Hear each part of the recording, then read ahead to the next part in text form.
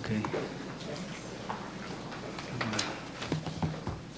Muchas gracias, maestro Chamberlain. Conforme al procedimiento establecido, tiene usted el uso de la palabra hasta por 5 minutos. Muchas gracias. Buenas tardes a todos y todos. Bueno, quiero decir que me he postulado para presidir la CNDH porque estoy preparado para hacer de la institución una herramienta de cambio. Tengo el perfil que se requiere y un plan de trabajo que está enfocado a las necesidades del país y de la institución. Inicié hace 30 años mi servicio como defensor de derechos humanos en la Sierra Tarahumara, acompañando a comunidades indígenas en la defensa de su tierra y de sus bosques, tratando de hacer valer los derechos de los pueblos indígenas en aquel entonces reconocidos en el Convenio 69 de la OIT. Desde entonces he acompañado a organizaciones de víctimas desde la base, víctimas de violaciones a derechos humanos, comunidades desplazadas, masacradas, personas injustamente presas, defensores de derechos humanos y periodistas amenazados y más recientemente a familiares de personas desaparecidas. He documentado casos y he acompañado a víctimas ante los ministerios públicos, pero también he llevado casos ante el sistema interamericano y ante el sistema universal, incluso a la Corte Penal Internacional. He participado en la elaboración de leyes en materia de derechos humanos, de protocolos de investigación, de manuales de protección. He colaborado en el diseño de política pública en materia de derechos humanos también. En suma, tengo un horizonte de conocimiento y experiencia que abarca las realidades sociales del país, el derecho nacional e internacional y un enfoque de trabajo interdisciplinario. Desde hace 5 años colaboro con los colectivos de familiares de personas desaparecidas. Ha sido el trabajo más difícil que me ha tocado realizar, emocionalmente hablando, pero también es el que más me ha templado. A partir de esta experiencia de asesoría a víctimas y de documentación de casos es que comprendo el contexto actual de crisis de derechos humanos que vivimos en México, la violencia y las dinámicas que las detonan. Muchas gracias. Me caracterizo por buscar soluciones. Huyo de las confrontaciones estériles y las salidas fáciles. Creo en el diálogo y el acuerdo. Siempre buscando la manera de ser amable, digo la verdad. La verdad debe ser el principal legado de la CNDH. Soy una persona independiente de partidos o grupos, aunque sí tengo una postura política, por aquella discusión que había en el Parlamento Abierto el viernes pasado, sí tengo una postura política. Mi postura es que creo en los derechos humanos con el objetivo, en los derechos humanos como el objetivo de la democracia y como su mejor termómetro. Y creo que solo hasta que el más débil pueda disfrutar de ellos podremos realmente hablar de civilización. Provengo de las organizaciones de derechos humanos de la sociedad civil. Gozo del reconocimiento, del respeto y el aprecio de colegas y pares en el país y en el extranjero. A la fecha he recibido más de 100 cartas de postulación para este proceso, de colectivos de víctimas, de organizaciones de derechos humanos, de expertos, de víctimas en lo particular, tanto de este país como del extranjero y casi de todos los estados de la República. Mi perfil legitimaría a la CNDH ante la sociedad, fortaleciendo su labor y su autonomía. Me postulo a la CNDH por un deseo de servicio, porque creo que esta institución puede ser una pieza clave para hacer una diferencia hasta ahora desaprovechada, para comenzar a salir de la crisis de violaciones a derechos humanos. Sin embargo, un buen perfil es apenas una condición para un buen desempeño. Dirigir la CNDH no es un premio. Es esencial un plan de trabajo que conjunte experiencia, conocimiento de la institución y estrategias claras para incidir en la realidad. He presentado un plan de trabajo con 15 estrategias que responde a la dimensión de la grave crisis que vivimos y que transformará a la CNDH en una institución ágil, eficiente, austera y sobre todo en una herramienta eficaz. Este plan de trabajo tiene 3 ejes principales. El primero, quizá el más importante, es que debe enfocarse en las víctimas para que puedan resarcir sus derechos. La CNDH ha sido un vigilante de la legalidad, pero ha dejado a las víctimas en un segundo plano. Desde la orientación, las recomendaciones, el seguimiento de las recomendaciones, todo debe tener un enfoque restaurativo. En segundo lugar, la CNDH tiene que empezar a develar las causas detrás de las graves violaciones a derechos humanos, los patrones y los incentivos. Debe impulsar procesos de justicia transicional y regirse por sus pilares: el derecho a la verdad, a la justicia, a la reparación y a las medidas de no repetición. Finalmente, colaborar con todos aquellos que ya trabajan, es el tercer eje, y quieran sumarse a la tarea de salir de esta crisis. Comenzando con los 3 niveles y órdenes de gobierno, porque son los primeros garantes de los derechos humanos, pero también con sociedad civil, con colectivos de víctimas, organizaciones sociales, con periodistas de investigación que tanto han hecho para entender las dinámicas de violencia que vivimos, con la academia y con las comisiones públicas estatales, pares, en las entidades federativas. Solo alineados en una misma tarea podremos transformar realidades. Muchas gracias. Muchas gracias. Conforme al formato, maestro, le vamos a hacer la pregunta y el caso correspondiente de las organizaciones. ¿Qué constituye una violación a los derechos humanos según la Ley General de Víctimas?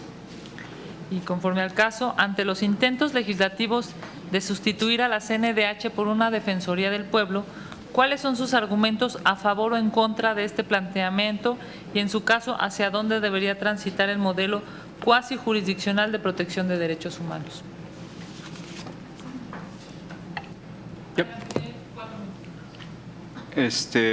Bueno, una violación a derechos humanos se define y también está en la ley de la Comisión Nacional como aquella cometida por un servidor público o con su aquiescencia o con su permiso, ¿no? En ese sentido, tanto la Ley General de Víctimas como la ley de la CNDH nos permite ampliar el objeto más allá de la acción directa de una autoridad. Y que por otro lado esto define mucho el tipo de violaciones que vivimos hoy en el país. Con respecto a la Defensoría, bueno, primero decir que lo de menos es el nombre, ¿no?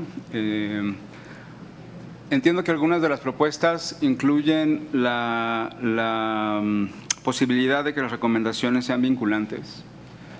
Ha habido mucha discusión al respecto de esto. Yo reflexiono, por ejemplo, que el ombudsman alemán no mira casos, solamente mira políticas públicas, pero es Alemania, ¿no? Pienso en la Comisión Nacional de Derechos Humanos en México y su efectividad dentro del contexto que vivimos de graves violaciones a derechos humanos, y pienso que tiene que tener más dientes. Quizá una posibilidad sería que las recomendaciones fueran vinculantes. Esto definitivamente nos cambiaría las reglas del juego, ¿no? Sería algo más parecido a lo que hace el INAI, por ejemplo, ¿no? O el mismo INE. Tendría sus pros y sus contras en términos de los alcances administrativos y o penales de una resolución, es decir, habría que estudiar con detenimiento qué conviene más, qué conviene menos en función de qué es lo que le responde más al país. Pero mi preocupación principal sería que empecemos a dotar de facultades a otras instancias, como dándole la vuelta a la falta de fortalecimiento necesario a la procuración y administración de justicia del país. Ya hemos creado demasiadas instituciones extraordinarias porque no funcionan las ordinarias, como la Comisión Ejecutiva de Atención a Víctimas, el Mecanismo de Protección a Defensores y Periodistas. Es decir, seguimos creando instancias porque no funciona lo central. Entonces, una Comisión Nacional que tuviera esta facultad podría coadyuvar, por ejemplo, en disminuir la impunidad, pero no podría encargarse de ella totalmente mientras no hacemos acciones paralelas de fortalecimiento de procuración de justicia, ¿no? Otra propuesta que entiendo que está incluida es que desaparezcan las comisiones estatales y se haga una gran comisión nacional, en todo caso con delegaciones. Yo me inclino más en ser horizontal en la participación. Yo sí creo en el federalismo porque creo que es más cercano a la gente y es una forma de ejercer la democracia. Yo más bien vería la manera de fortalecer a las comisiones locales en su transparencia, en su autonomía y en su cercanía con la sociedad civil, antes de querer subsumirlas en un gran órgano nacional, ¿no? Creo que respondo. Gracias, maestro. Senadores. Gracias. Bienvenido. Gracias. En materia de idoneidad, ¿ha tenido usted conflicto de intereses en empleos anteriores? No, ¿Cuenta con algún conflicto de intereses presente?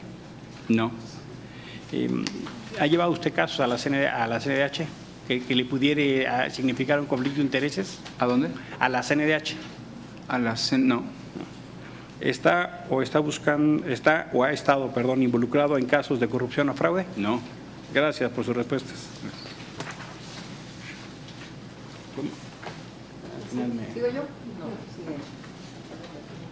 ¿Cuenta con independencia político-partidista que no comprometa su actuación en función de una afiliación partidista o trabajo anterior? Sí, cuento con independencia. ¿Cuenta con independencia religiosa? Sí, también. Gracias. Buenas tardes, bienvenido. Gracias. Estas son algunas preguntas, indicadores que se elaboraron con organismos no gubernamentales y un equipo de trabajo. En materia de probidad, me corresponde preguntarle a usted si en caso de ser electo o electa titular de la Comisión Nacional de Derechos Humanos, ¿presentaría usted y haría pública su declaración 3 de 3? Sí, claro. ¿Ya la hizo o la haría? La haría, no he tenido la oportunidad. Muy bien. ¿Ha sido denunciado, señalado o cuenta con sentencia condenatoria por violencia familiar o delitos sexuales? No, ¿O ha sido señalado, denunciado o cuenta con sentencia condenatoria por incumplimiento a sus obligaciones alimentarias? no, tampoco. ¿Y ha expresado alguna opinión o opiniones públicas en medios o redes sociales contrarias a los derechos humanos? No, de ninguna manera. Gracias. Buenas tardes. Buenas tardes. En cuanto a su experiencia, ¿está comprometido con la progresividad de los derechos humanos?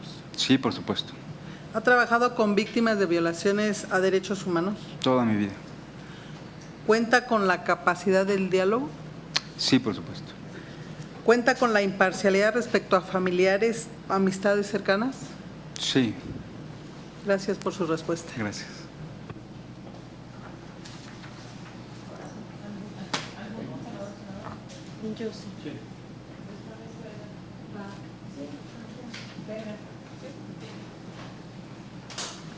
Entonces continúo.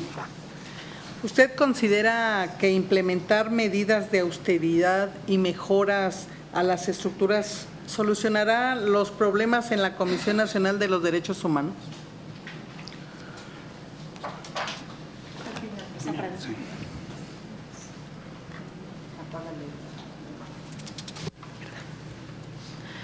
En su plan de trabajo menciona como una estrategia la inclusión de los pueblos indígenas y el ejercicio pleno de sus derechos colectivos. Me gustaría saber cuáles son sus propuestas o acciones al respecto.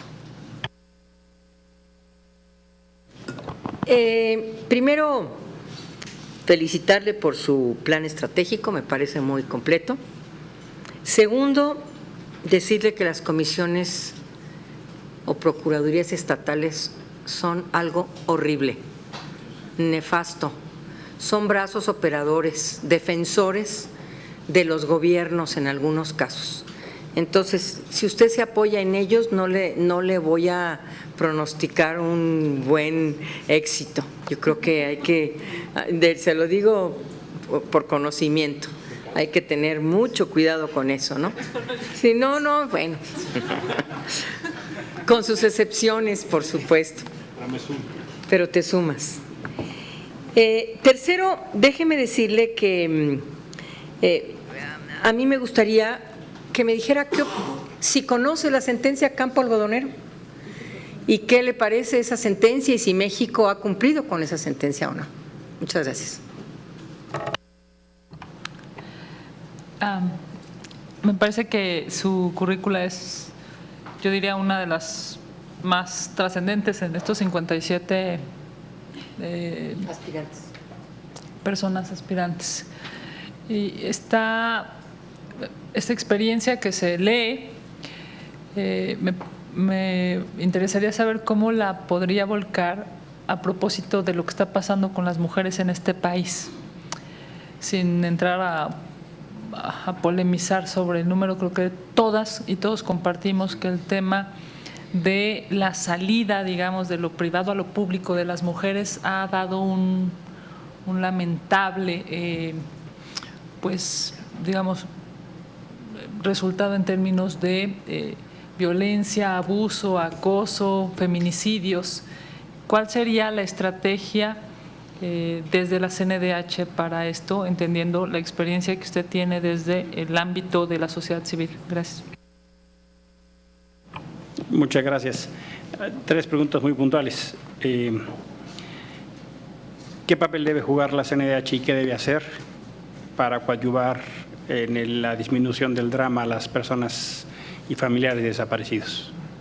¿Qué acciones en concreto tendría que hacer la CNDH? La segunda es, ha sido muy señalado por organismos nacionales e internacionales de manera crítica el rol de la Guardia Nacional en materia de migración, sobre todo en contención a migrantes. ¿Cuál es su posición al respecto y qué debería hacer la CNDH en el particular? Y tercera, coincidiendo con lo señalado con mis colegas, a veces se dice, ¿no?, que donde está uno su gran fortaleza tiene su gran debilidad. Tiene una gran trayectoria en materia de trabajo como defensor, no así en el servicio público. La CNDH es un lugar complicado administrativamente, políticamente. ¿Cómo tendremos la certeza que no llegue usted a aprender en materia de servicio público como servidor público? Por supuesto que reconozco y subrayo la trayectoria como defensor, pero en este caso es un servidor público. Yo tengo 2. Bienvenido, Maico. ¿Cuál es su opinión sobre la justicia transicional? Y la otra, de 1 al 10, ¿qué importancia le da al trabajo de las organizaciones de la sociedad civil en la defensa y promoción de los derechos humanos a nivel nacional?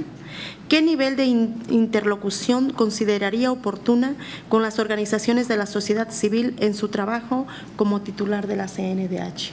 Gracias. Muchas gracias. Si es tan amable, con esta intervención de máximo 4 minutos, dar respuesta a las múltiples preguntas y cerrar su participación. Sí. Gracias. Voy a tratar de englobarlas, tratando de ser muy preciso.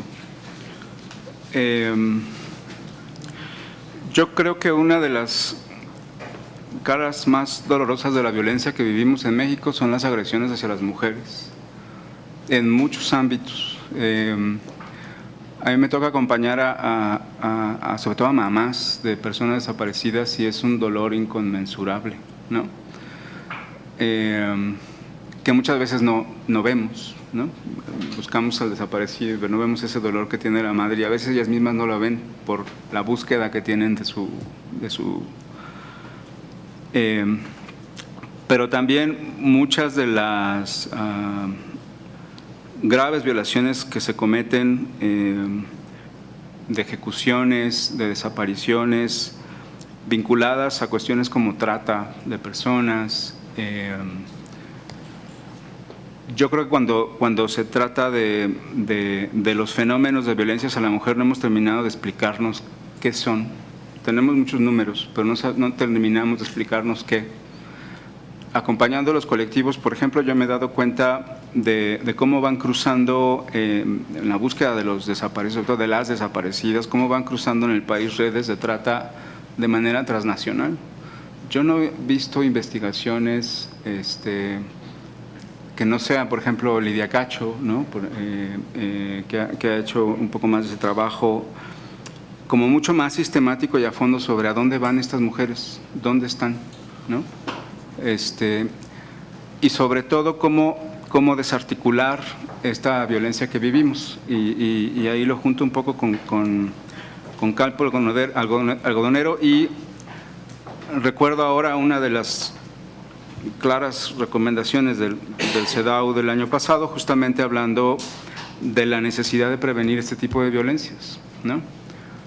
Lo que la CNDH puede hacer es ayudar a develar estos patrones de graves violaciones a derechos humanos y mirar las causas y tratar de incidir en señalar quiénes son los responsables de fondo, ¿no?, en estas graves violaciones. Voy a poner un ejemplo.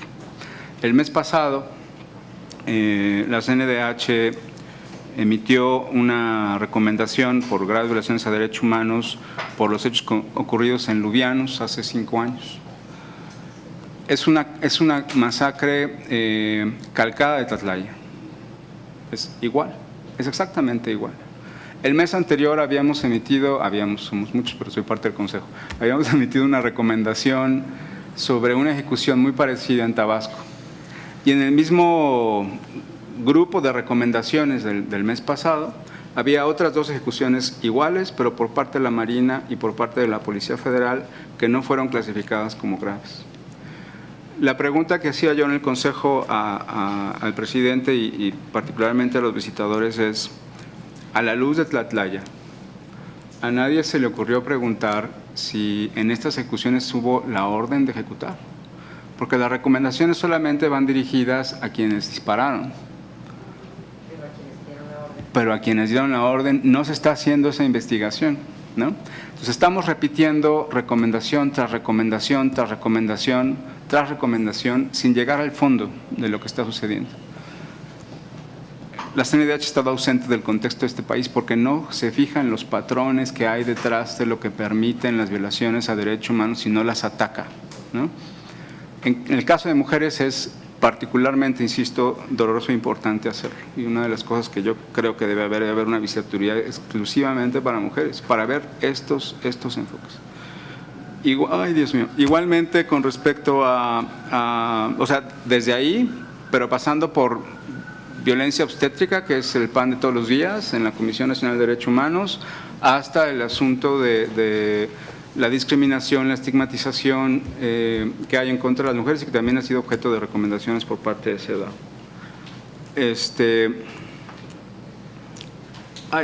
Con respecto, ¿puedo tomar unos minutos más? Sí.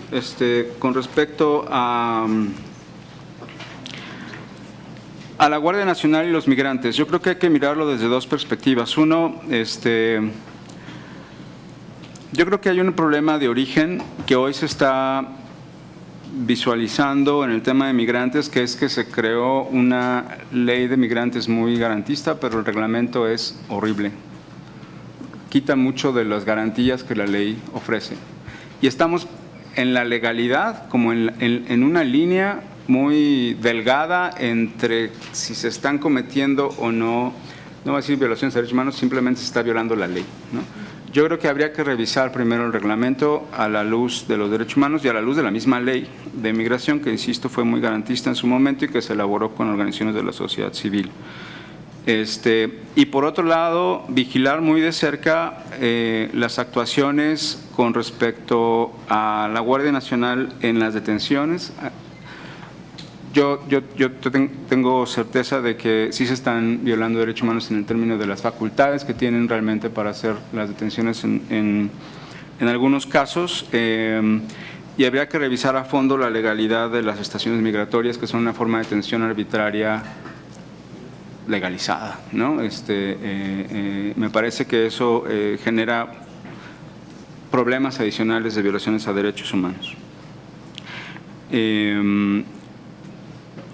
De tal manera que no sea necesaria la participación de la Guardia Nacional en esto, ¿no? O sea, me parece que es un asunto y tendría que mantenerse en el lado administrativo, no en el tema de seguridad, ¿no? Pero tenemos que, insisto, buscar las condiciones para que eso sea posible, ¿no? Con respecto a pueblos indígenas, esa es una de las mayores deudas que este país tiene, creo yo, que no están resueltas, al menos desde el levantamiento armado de los zapatistas, ¿no? Desde aquellos años señalaba el Comité para la Discriminación Racial que la situación que viven los pueblos indígenas es de una discriminación estructural. Y eso quiere decir que no están contemplados estructuralmente en el diseño del Estado mexicano, ¿no? Como colectividades, como pueblos, y eso debe introducir en la ley una serie de reconocimientos en términos de participación, en términos de propiedad de la tierra, de control sobre sus recursos, como condición para sacarlos de la situación de vulnerabilidad y desventaja que tienen de manera histórica, ¿no? Me parece que es una discusión que se debe abrir, ¿no? Justo con pueblos, comunidades, organizaciones indígenas que lleven a ese propósito, ¿no? Y yo creo que la CNDH igualmente, hoy tiene por ejemplo esta visitaduría que incluye las dos cosas, mujeres y pueblos indígenas, ¿no? Claro que hay situaciones de mujeres indígenas que son importantes atender, pero no termina de atenderse, pienso yo, la problemática de las mujeres, ni la transversalidad de las mujeres de género, ¿no? Ni la problemática de pueblos indígenas, ¿no? Entonces, creo que son dos vertientes distintas que, por supuesto, que tendrán sus puntos de encuentro, pero tendrían que verse sobre todo desde la perspectiva, insisto, estructural. Sobre la CNDH, sobre la justicia transicional, es uno de los grandes deseos que esperábamos con el cambio de gobierno, ¿no? Yo he participado con un grupo de organizaciones nacionales, con académicos y expertos en generar propuestas de justicia transicional, justo porque lo que queremos es salir de esta crisis de violencia. Y me parece, y lo sostengo así, lo dije desde que asumí como parte del Consejo de la CNDH frente a la Federación de Ombudsman, que justamente las comisiones públicas de derechos humanos, las comisiones públicas de derechos humanos deben tener un enfoque hacia una justicia transicional. Entonces, empezar a mirar las quejas y la documentación de violaciones a derechos humanos y las recomendaciones a modo de poder acceder, resarcir el derecho a la verdad, el derecho a la justicia, el derecho, no nada más quedarse en señalar dónde violó la ley la autoridad, sino generar ese proceso de transición desde la víctima en lo particular, pero también en términos generales, ¿no? Y sigo creyendo que tienen un papel fundamental en qué hacer en esto, ¿no? Hay comisiones públicas, sí, terribles, pero también hay comisiones públicas con las que sí se puede dialogar. Creo que se debería discutir el Sistema Nacional de Ombudsman justamente para que responda a las necesidades de la población y no de algunos grupos de interés en particular. Y sí, las conozco a muchas de ellas y tengo también buenas experiencias y malas experiencias, ¿no? Entonces, creo que vale la pena una discusión mucho más amplia sobre el sistema Ombudsman, porque yo sí creo que no solamente la CNDH, tenemos que colaborar todos aquellos que queramos pues salir de la crisis, con sociedad civil, con comisiones públicas, con las ONGs evidentemente. Las ONGs no tienen por qué estar litigando en contra de la CNDH, o sea, tendrían que estar colaborando, empujando juntas para salir de los problemas, ¿no? Y es fundamental esa participación. Sí, no he estado en el servicio público, pero lo he sufrido. No, pero he estado muy cerca siempre en el sentido de, es decir, tampoco soy ajeno, ¿no? Tampoco soy ajeno, soy víctima, no soy ajeno al servicio público. Yo creo que sí, la CNDH es un complejo administrativo que hay que sanear y también hacer mucho más sencillo, ¿no? Hay demasiadas trabas ahí que podrían ser mucho más ágiles y que redituarían en el funcionamiento también ágil de la respuesta a la ciudadanía. Afortunadamente tampoco estaré solo en esto y creo en el trabajo en equipo, me voy a llegar de las personas mucho más avesadas que yo en estos temas. Creo que contesté todo. Muchas gracias. Muchas gracias, maestro Chamberlain. Si les parece bien, damos por concluida esta primera etapa. Nos vemos conforme a la convocatoria a las 3 de la tarde aquí. Buen provecho, gracias.